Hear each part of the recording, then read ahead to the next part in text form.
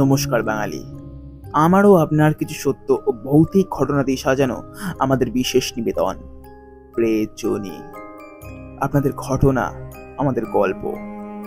আচ্ছা, আজকের যে ঘটনাটা তোমাদেরকে বলবো না, ঘটনাটা যেমন মিস্টিরিয়াস একটি ঘটনা এবং অতিরিক্ত পুরনো একটি ঘটনা, মানে প্রায় বলতে পারো আমার দাদুকার সময়কার ঘটনা, মানে যখন হয়তো ভারত আর বাংলাদেশ ভাগাভাগি হয়নি তখনকার ঘটনা। মানে ভাবতেই পারছো কতটা পুরনো একটি ঘটনা। আর এখনকার আর কি বলতে গেলে ওটা বাংলাদেশের মানে ভাগেই পড়ছে, বাংলাদেশ খুলনার জেলার এলাকায় পড়ছে ওটা। তা মারাত্মক একটি এক্সাইটিং আছে ঘটনা, মারাত্মক ভয়ের একটি ঘটনা। তাই আজকের ঘটনাটা তোমাদের কাছে শোনানোর জন্যও কিন্তু আমি মারাত্মক এক্সাইটেড হয়ে আছি, কারণ আমি পার্সোনালি ঘটনাটা এখন পড়লাম।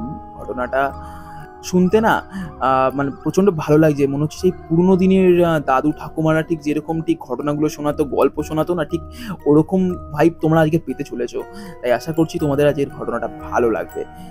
আর যদি ভালো লাগে অবশ্যই কিন্তু কি করতে হবে জানা আছে, লাইক, শেয়ার এবং সাবস্ক্রাইব করতে কিন্তু কেউ ভুলবে না, এবং কমেন্ট করে জানিও আজ এই ঘটনাটা তোমাদের কেমন লাগলো। ঘটনা পাঠে আমি রাজ, শুরু করছি আজকের 82 নম্বর এপিসোড। আমাদের ঘটনা বলার মধ্যে বেশিরভাগ সময় আপনারা ভূত প্রেত, কালা জাদু, তন্ত্রমন্ত্র, জিন ইত্যাদির কথা শুনতে পাবেন। আমাদের পরিবারের কোনো সদস্য অ্যানিমেস অথবা কুসংস্কারকে প্রশ্রয় দেয় না, তথা একজন গল্পপ্রেমী হিসেবেই ঘটনাগুলিকে শুনবেন।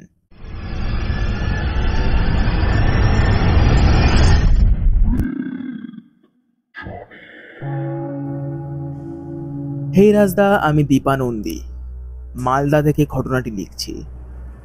বেশ কদিন ধরে আমি তোমাদের ঘটনাগুলো শুনছি, আর ব্যক্তিগত জীবনেও আমি কয়েকবার অডিও স্টোরিতে কাজও করেছি। সেই হিসেবেই বলছি, সত্যি তোমাদের প্রেজেন্টেশন আমার খুবই ভালো লাগে। তোমার সাথে কাজ করার ইচ্ছা রইল। আর সময় নষ্ট করব না, এবার ঘটনায় আসছি। ঘটনাটা ওপার বাংলা, অর্থাৎ বাংলাদেশের খুলনার ঘটনা। ঘটনাটা ঘটেছিল আমার দাদুর সাথে। আমার দাদু তখন বাংলাদেশের খুলনায় থাকতো, আর পেশাগত দিক থেকে আমার দাদু প্রথম থেকেই একজন চাষি। এই ঘটনাও আমার দাদুর কাছে থেকেই শোনা। দাদু আমায় ঠিক যেমন বলেছিল আমিও ঠিক তেমনভাবেই বলার চেষ্টা করলাম। সেই বছর আমাদের এইখানে বৃষ্টি প্রচণ্ড পরিমাণে হয়েছিল।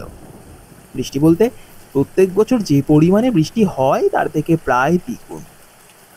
পিসির বাড়ি থেকে খবর আসে যে পিসিদের বাড়িতে নাকি প্রায় জল উঠাউঠি অবস্থা। তা সেই কারণেই পিসিদের বাড়ি থেকে কিছু জিনিসপত্র ও পিসিদেরকে নিয়ে আসতে হবে আমাদের বাড়িতে। বাবার আদেশ না করার জো নেই। বাবার এই আদেশ দেওয়ার পরের দিনই ভাবি যে বেরিয়ে পড়ব। তবে হলো আরও এক বিপদ। বৃষ্টি সেই যে শুরু হয়েছে, সম্পূর্ণ দিন খেয়ে সেই বৃষ্টি থামলো ওই দিন বিকেল 5টার সময়। একই বৃষ্টি, তারপর কালো মেঘের কারণে চারিধার আলকাতরার মতন অন্ধকার। হাজার অনিচ্ছা থাকা সত্ত্বেও রওনা হলাম। সাথে কেবল একটি ছাতা, ওই অ্যাক্সেলের একটি টর্চ। বাড়ি থেকে বের হওয়ার পর বুঝলাম আমাদের গ্রামটাও খুব একটা ভালো অবস্থায় নেই। এমনি যদি চলতে থাকে আমাদের গ্রামটা ডুবতে হয়তো আর 2 থেকে 3 দিন সময় লাগবে। ধান ক্ষেত আর পুকুর সবটাই মিলে প্রায় বড়সড় একটা ঝিলে পরিণত হয়েছে। রাস্তা কোনটা আর পুকুর কোনটা তা সত্যিই বোঝা ভার। তবুও কিছুটা আন্দাজ করেই হাঁটতে হাঁটতে গিয়ে উঠি আমাদের পাশের গ্রামে। তবে অঘটনটা ঘটলো এখানেই। আল পথ দিয়ে হাঁটতে হাঁটতে কাদায় সজোরে পা পিছলে পড়লাম পাশের জল ভরা ধান খেতে। নিজের সমস্ত শক্তি দিয়ে ওঠার চেষ্টা করলাম। বুঝলাম মালাই চাকিতে প্রচন্ড ব্যথা করছে। দাঁড়াবার চেষ্টা করলাম, না, ভালোই লেগেছে। তবুও অনেক চেষ্টা করে উঠলাম এবং টর্চটা জ্বালাবার চেষ্টা করতেই বুঝলাম টর্চটার ভেতরে বোধহয় জল ঢুকেই খারাপ হয়েছে।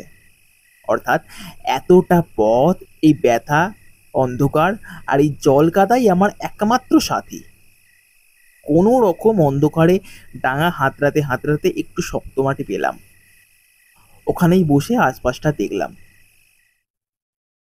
কোনো এক ভয়ঙ্কর দুঃস্বপ্ন বললেও কম কিছু হবে না। অতি কষ্টে উঠে দাঁড়িয়ে খোঁড়াতে খোঁড়াতে আন্দাজ করে হাঁটতে শুরু করি।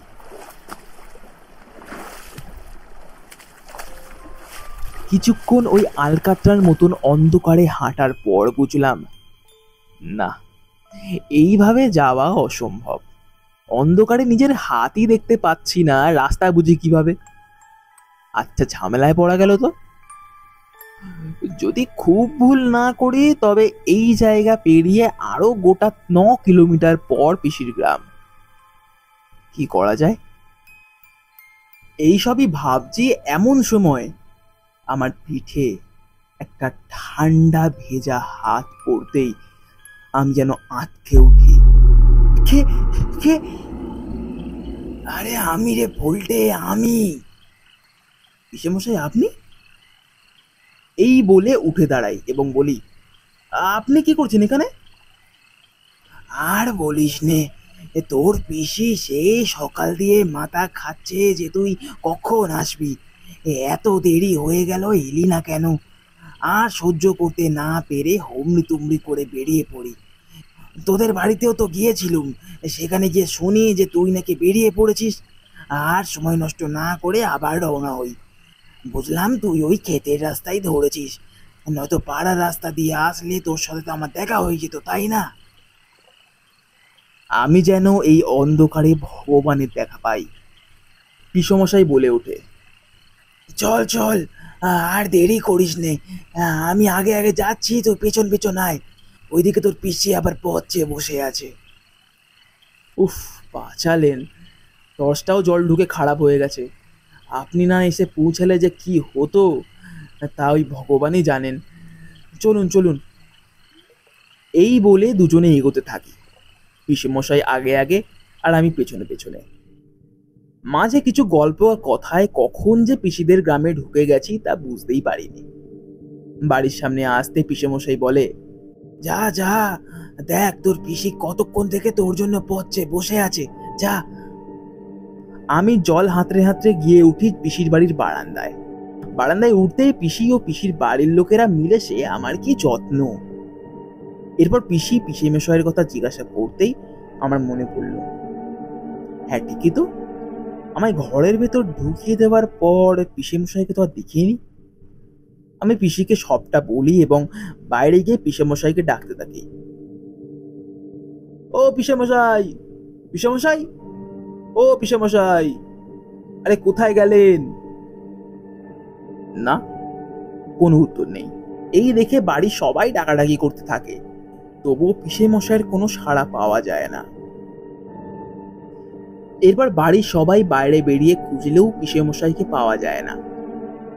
ওই অন্ধকারে জল ভরা রাস্তার মধ্যে কতই বা দূর খোঁজা যেত। সবাই ঠিক করলাম, একেই তখন প্রায় মাঝরাত, একটু ভোরের আলো ফুটলেই খুঁজতে বেরোনো হবে পিসেমশাইকে। তবে ভোরের আলো ফোটার আগে যা খবর এলো, এই খবর শুনবো তা সত্যি আমরা কেউই ভাবতে পারিনি। খবর এলো, পিসির বাড়ি থেকে আমাদের বাড়ি যাওয়ার পথে একটা ছোট্ট খাল পড়তো। গ্রীষ্মকালে তেমন কিছু না হলেও বর্ষাকালে গঙ্গার জল ঢুকে সে খাল পুরো জলে থই থই থাকতো। সেই খালেই জল খেয়ে ফুলে মরে পড়ে আছে আমার পিসেমশাই। আর লোকজন যা বলল সেই হিসাবে ঠিক এরকম। আগের দিন রাত 8টার দিকে খালের ওপারের যাওয়ার বাঁশের তৈরি ব্রিজ দিয়ে পিসেমশাই পার হবার সময় বাঁশের ব্রিজটা ভেঙে পিসেমশাই পড়ে যান ওই অথই জলের মধ্যে।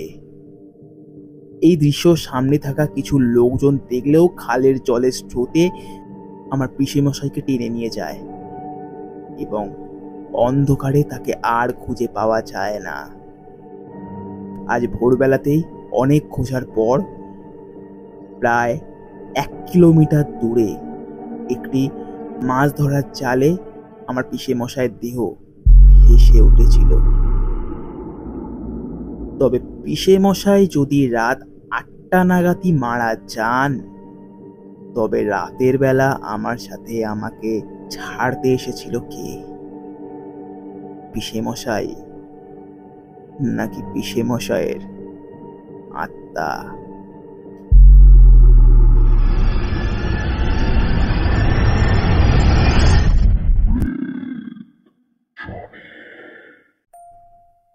কি বলেছিলাম না পুরনো সেই দিনের কথা, মানে ওই দাদু ঠাকুমাদের কাছে যেমন তোমরা ঘটনা গল্প তোমরা শুনতে, ঠিক কিছু কিছু হলেও ভাই পাবে। আশা করছি পেয়েছো, আর যদি পাও অবশ্যই কিন্তু কমেন্টে এসে জানিও, আর যদি নাও পাও প্লিজ কমেন্টে এসে জানিও। জানি না আমি কতটা ভালো করে তোমাদের কাছে প্রেজেন্টেশন দিতে পারলাম, প্লিজ কিন্তু জানিও। আর আমি তো অন্তত পেয়েছি, কারণ আমার ঠাকুমা বা দাদু হয়তো ঘটনা বলতো না, বাট আমার পিসেমশাই, আমার নিজের পিসেমশাই আর কি বলতে গেলে, মারাত্মক কি ঘটনা বলতো আর মারাত্মক গল্প বলতো। আমি যখন যেতাম মারাত্মক মারাত্মক কিছু ঘটনা বলতো, তা ওরকমই ভাইব রাখার চেষ্টা করেছি। আশা করছি ভালো লেগেছে। ভালো লাগলে কিন্তু অবশ্যই একটি লাইক, একটি শেয়ার এবং সাবস্ক্রাইব করতে কিন্তু কেউ ভুলবে না। আর কমেন্টে করে জানাও তোমাদের ঘটনাটা কেমন লাগলো। আর কি বলবো, আজকের ঘটনাটা সত্যিই কিন্তু মারাত্মক একটি ঘটনা ছিল। Thank you so much Dipa আজকের এই ঘটনাটা পাঠানোর জন্য। সত্যি অনেকদিন পর এরকম একটি ঘটনা পেলাম, মানে সেই পুরোনো দিনের কথা অনেক কিছু মনে পড়ে গেল। আর সত্যি ঘটনাটা মারাত্মক কিন্তু ছিল, যে যে মারা গেছে প্রায় 8টা নাগাদ, রাত 8টা নাগাদ যে মারা গেছে, সে রাত্রিবেলা মানে দীপার দাদুকে তাহলে কে ছাড়তে গেল তার বাড়ি অবধি? আই ডোন্ট নো কে ছিল ওটা, তোমরাই টেক্সট করে বলে দাও। যা যেমন মনে হচ্ছে প্লিজ বলে দিও। আর তোমরা আমাদেরকে ঘটনা পাঠাতে পারো, কিভাবে পাঠাবে? আমাদের ডেসক্রিপশন বক্সে দেওয়া ইমেল আইডি অথবা ফেসবুক আইডিতে তোমরা তোমাদের ঘটনা লিখে অথবা রেকর্ডিং করে আমাদেরকে পাঠাতে পারো। অবশ্যই কিন্তু ঘটনা পাঠাতে তোমরা কেউ ভুলো না। আর রিসেন্টলি তোমরা কিন্তু ঘটনা পাঠানো কমিয়ে দিয়েছো, কেন কমিয়ে দিয়েছো? প্লিজ ঘটনা কিন্তু পাঠাও। তোমাদের প্রত্যেক সপ্তাহে 2টো করে ঘটনা শোনানো, মানে বুঝতেই পারছো কতটা ঘটনার চাহিদা আমাদের। প্লিজ কিন্তু ঘটনা পাঠাতে কেউ ভুলো না। আর অবশ্যই কিন্তু তোমাদের বন্ধু বান্ধবদেরকেও বলো ঘটনা পাঠাতে, আমার ভালো লাগে। আমি ফিরছি আগামী বৃহস্পতিবার ঠিক রাত 11টায়। আজকের জন্য সকলকে শুভরাত্রি।